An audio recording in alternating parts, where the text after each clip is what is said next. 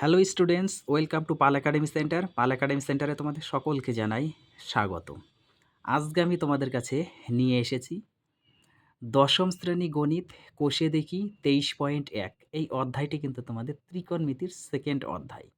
তো এই অধ্যায়ের তোমাদের 3 দাগের যে কোশ্চেনটি রয়েছে, এই কোশ্চেনটি নিয়ে আজকের এই ক্লাসটিতে তোমাদের সাথে একটু আমি আলোচনা করব।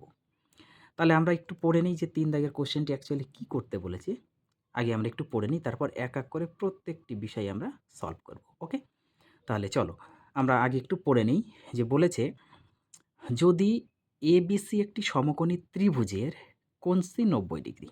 ওকে, একটা সমকোণী ত্রিভুজ, সেই সমকোণী ত্রিভুজের বলে দিয়েছে কোণ সি এর মান হচ্ছে 90 ডিগ্রি, বিসি ইকুয়াল টু 21 একক এবং এবি ইকুয়াল টু 29 একক হয়, তাহলে সাইন এ, কস এ, সাইন বি, কস বি এর মান নির্ণয় করতে বলেছে। খুবই গুরুত্বপূর্ণ প্রশ্নটি। এর আগে তোমাদের 1 থেকে শুরু করে 2 দাগ পর্যন্ত আমি কিন্তু অলরেডি ক্লাস আপলোড করে দিয়েছি এবং এই অধ্যায়ের সর্বপ্রথম পার্ট 1 এর একটি বেসিক কিন্তু আমি আলোচনা করে তোমাদের আপলোড করে দিয়েছি। এই অধ্যায়ে যতগুলি অঙ্ক আছে, অঙ্কগুলি করার আগে সর্বপ্রথম তোমরা আগে বেসিকের ক্লাসটি দেখো, কারণ বেসিক না জানলে ত্রিকোণমিতির এই অঙ্কগুলি কিচ্ছু বুঝবে না। ওকে, যাই হোক, এইবার একটু চিত্রে চলে আসো। দেখো চিত্রে কি বলেছে। যেহেতু আমাদের কোশ্চেনে বলে দিয়েছে যে এবিসি একটি সমকোণী ত্রিভুজের কোণ সি এর মান হবে 90 ডিগ্রি, সেহেতু আমি এখানে চিত্রে একটু আঁকিয়ে রেখেছি যে এ বিসি, আমি এদিক থেকে নাম দিয়েছি। ওকে, এ বিসি, ক্লিয়ার? এই যে একটা সমকোণী ত্রিভুজ, এই সমকোণী ত্রিভুজের এই যে কোণ সি 90 ডিগ্রি, বোঝা গেল? এবার বিসি, দেখো বিসি কোথায়? এই যে বিসি 21 একক বসিয়ে দিয়েছি। তারপরে আমাদের এবি, এবি কত? 29 একক বসিয়ে দিয়েছি। ওকে, এখন এই যে সাইন এ, কস এ, সাইন বি, কস বি এর মানগুলা যে নির্ণয় করতে বলেছে, এই মানগুলি নির্ণয় করতে হলে আমাদের এই সমকোণী ত্রিভুজের 3টে যে বাহু রয়েছে, এই 3টে বাহু সম্বন্ধে আগে আমাদের জানতে হবে। তারপরেই আমরা কিন্তু এদের ক্যালকুলেশনগুলি করতে পারবো। এখন একটু খেয়াল করো, যেহেতু আমাদের এই দুটো বাহু দিয়ে দিয়েছে, আমরা এই বাহুটা জানি না এর মান কত, তাহলে এর মানটা আমাদের অ্যাকচুয়ালি বের করতে হবে। আমরা কি জানি বলো তো?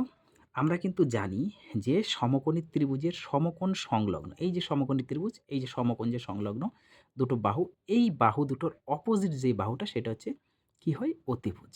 ওকে, এটা হচ্ছে অতিভুজ। তার মানে অতিভুজের মান হচ্ছে দেওয়া আছে 29 একক। এখন 21 দেওয়া আছে বিসি। এখন বিসি লম্ব হবে না ভূমি হবে সেটা ডিপেন্ড করবে আমাদের কোণের উপরে। ওকে, তাহলে এটা লম্ব হতে পারে, ভূমি হতে পারে। এখন আমরা কি জানি বলো তো? আমরা জানি কিন্তু যে পিথাগোরাসের উপপাদ্য অনুযায়ী আমরা কি জানি? আমরা জানি না অতিভুজের স্কোয়ার ইকুয়াল টু লম্ব স্কোয়ার প্লাস ভূমি স্কোয়ার। তো এই ফর্মুলা দিয়ে আগে আমরা এসির মানটা বের করে নিই, তারপরে এই মানগুলি আমরা ক্যালকুলেশন করব। দেখো, এখানে আমাদের সর্বপ্রথম একটু লিখে নিতে হবে যে সমকোণী ত্রিভুজের, ওকে, সমকোণী, দেখো সমকোণী ত্রিভুজের, সমকোণী ত্রিভুজের কী কী দেওয়া আছে বলো তো? বিসি ইকুয়াল টু কত? 21 একক। বিসি ইকুয়াল টু 21 একক এবং এবং আর কি দেওয়া আছে আমাদের? এবি, এবি ইকুয়াল টু কত? 29 একক দেওয়া আছে। আমাদের বের করতে হবে সিএ বা এসি ইকুয়াল টু কত, তাই না? এসি ইকুয়াল টু কত এটা আমাদের বের করতে হবে। এখন আমরা লিখতে পারি যে পিথাগোরাসের উপপাদ্য অনুযায়ী আমরা জানি বা আমরা লিখতে পারি। ওকে, পিথাগোরাসের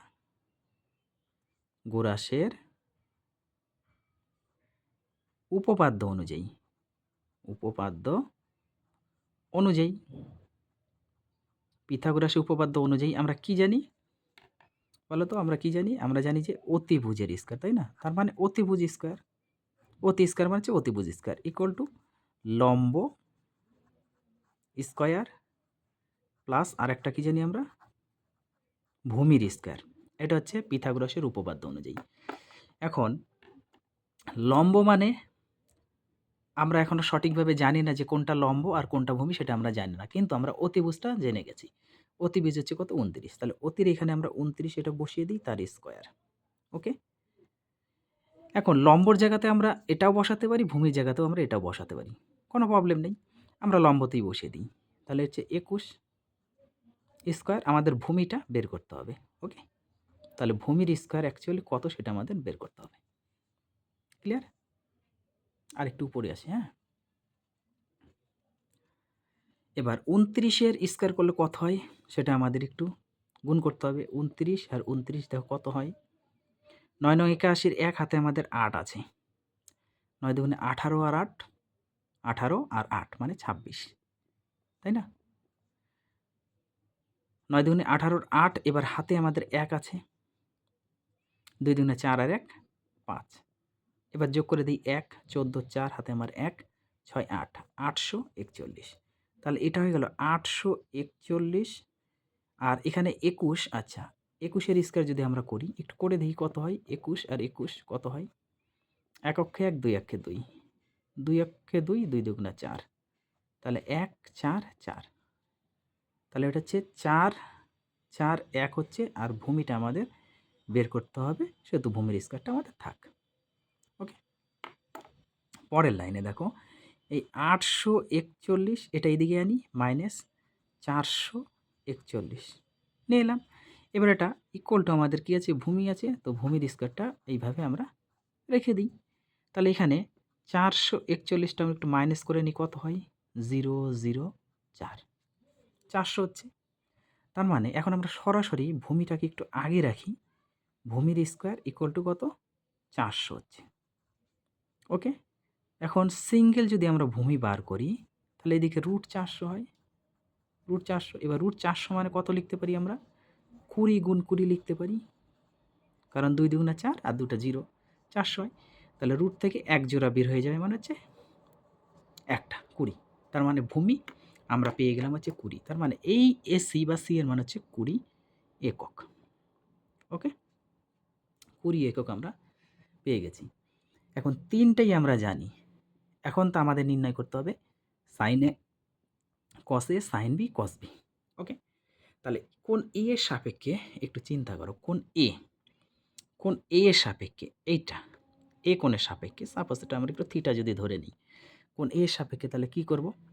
দেখো, এইটা তো আমাদের অতিভুজ, এটা তো চেঞ্জ হবে না, কারণ সমকোণী ত্রিভুজে সমকোণ সংলগ্ন বাহুর, মানে সমকোণ সংলগ্ন যে দুটো বাহু, সেই দুটো বাহুর অপোজিটে যে বাহুটি থাকে সেটা হচ্ছে অতিভুজ। অতিভুজের চেঞ্জ নেই।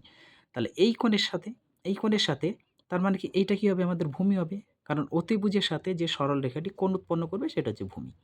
তাহলে এইটা হচ্ছে যখন আমরা এ কোণ বের করব তখন এটা হচ্ছে ভূমি। ওকে, এ কোণের ক্ষেত্রে এটা ভূমি, আর এটা হচ্ছে লম্ব। ক্লিয়ার? এটা ভূমি, এটা লম্ব, যখন এর সাপেক্ষে বের করব। এখন তাহলে আমি আরেকটু এই দিকে নিয়ে আসি। হ্যাঁ, এই দিকে নিয়ে আসি, তাহলে ভালো হবে তোমাদের। আমাদের মান বের করতে হবে সাইন এ, কস এ। ওকে, আগে সাইন এ কস এ বের করব, তারপরে sign B, cos B.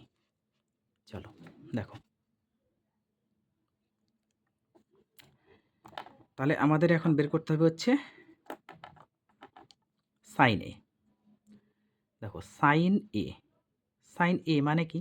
Sine theta. Sine theta মানে কি মনে পড়ে? সাইন থিটা মানে হচ্ছে লম্ব বাই অতিভুজ। তাহলে লম্ব এটা আর অতিভুজ হচ্ছে এটা, তাহলে এটা হচ্ছে লম্ব, লম্ব বাই অতিভুজ, লম্ব বাই অতিভুজ। তার মানে সাইন এ ইকুয়াল টু, লম্বর মানটা বসিয়ে দাও। লম্ব মানে হচ্ছে আমাদের 21, আর অতি মানে হচ্ছে আমাদের কত? অতি মানে হচ্ছে আমাদের 29। তাহলে 21/29 হচ্ছে আমাদের সাইনের মান। বোঝা গেল? সাইন থিটা মানে হচ্ছে লম্ব বাই অতিভুজ। তাহলে সাইন এ আমরা পেয়ে গেলাম। ক্লিয়ার? এখান থেকে আমরা বের করি সাইন বি। সাইন, আচ্ছা সাইন এ আর একটা কী আছে? কস। আগে একটু কসটা বের করি, তো বি এরটা পরে বের করছি। ওকে, কস এ। কস এ ইকুয়াল টু কি? কস এ, তার মানে এই কোণের সাপেক্ষেই কস থিটা। কস থিটা আমরা কি জানি? ভূমি বাই অতিভুজ, তাই না? তাহলে ভূমি বাই অতি, ভূমি বাই অতিভুজ। এখন কস এ ইকুয়াল টু, ভূমি মানে কত? ভূমি মানে হচ্ছে 20, আর অতি মানে কত? 29। তাহলে 20/29 হচ্ছে আমাদের অ্যান্সার। এইবার আমরা আসি হচ্ছে সাইন বি, কস বি। দেখো, sine B, cos B, B মানে হচ্ছে এই কোণটা, তার মানে এই কোণের সাপেক্ষে যখন আমরা করব, এই কোণের সাপেক্ষে যখন আমরা করব, তখন আমাদের তো অতিভুজ চেঞ্জ হবে না। অতিভুজ যা আছে তাই থাকবে। তাই না? আমাদের শুধু চেঞ্জ হবে কি? লম্ব আর ভূমি। তাহলে আর আমাদের চিন্তা ভাবনার দরকার নেই, কারণ প্রথমেই আমরা বের করে নিয়েছি যখন এই কোণ ছিল তখন এটা ছিল ভূমি আর এটা ছিল লম্ব। যখন এই কোণে আসবো তখন উল্টে যাবে। এইটা হয়ে যাবে এখন ভূমি। ওকে? আর চিন্তা ভাবনা করার কোনো দরকার নাই। আর এটা হয়ে যাবে আমাদের এখন লম্ব। ক্লিয়ার? তাহলে এটা হচ্ছে ভূমি আর এটা হচ্ছে আমাদের লম্ব। এখন এখান থেকে আমরা লিখে দিই যে sin b = তার মানে কি sin থিটা, ওই একই জিনিস লম্ব বাই অতিভুজ। তার মানে হচ্ছে sin b = লম্ব মানে কত? এইটা হচ্ছে এখন লম্ব ধরবো 20 আর অতি মানে হচ্ছে আমাদের কত? 29। তাহলে এটা হচ্ছে আমাদের অ্যান্সার। এইবার আসবে আমাদের cos b। cos b = কি? একই জিনিস ভূমি বাই অতি, এটা হচ্ছে ফর্মুলা। এখন এই ক্ষেত্রে আমাদের ভূমি কোনটা? ভূমি হচ্ছে এটা রেড কালারটা, এটা মনে রাখবে। ভূমি মানে হচ্ছে আমাদের 21 আর অতি মানে হচ্ছে আমাদের 29। বোঝা গেল? তাহলে কিন্তু আমরা প্রথমে সাইন এর মান পেলাম 21/29 আর কস এর মান পেয়েছি 20/29। ওকে? যখন সাইন বি এর মান বের করলাম তখন কিন্তু আমরা পেলাম 20/29, কস বি পেলাম হচ্ছে আমরা 21/29। ক্লিয়ার? তাহলে এই ক্লাসটি একটু গুরুত্ব দিয়ে তোমরা প্র্যাকটিস করো। আমি আবার আসবো পরবর্তী পার্ট নিয়ে।